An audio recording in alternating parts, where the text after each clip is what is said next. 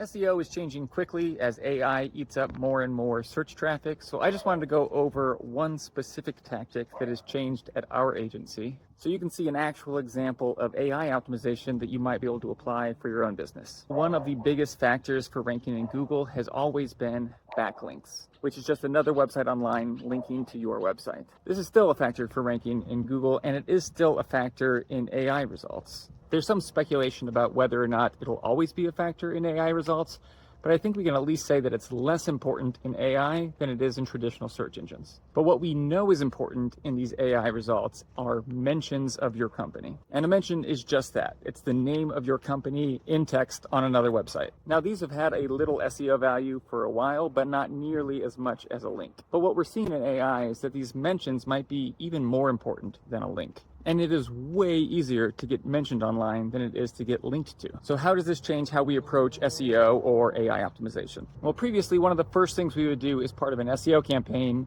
is identify all the websites that we want to get a link from. Now, we're still identifying these link opportunities because links do still matter, but we're actually spending even more time looking for mention opportunities. Now, sometimes these are one and the same, but there's one new tactic that shows a lot of promise. We start by making a big list of all the types of questions someone might ask ChatGPT or Gemini when looking for a product or service like the one you're offering. We then type these questions into the smartest models, which right now is going to be ChatGPT o3 and Gemini 2.5 Pro. And we're not so much concerned with which companies they recommend. We're more concerned with the websites they look at to make those recommendations. And so typically, next to each recommendation, they will list the source of their recommendation. And if not, you can just ask them a question like, why did you recommend this company? We then collect all of those sources into a big spreadsheet, and that becomes our mention hit list. What you notice pretty quickly when you're doing this is how terrible a lot of these sources are. So this might change over time, but a lot of times you're seeing low quality websites, social media posts by people with very few followers, or very commonly, content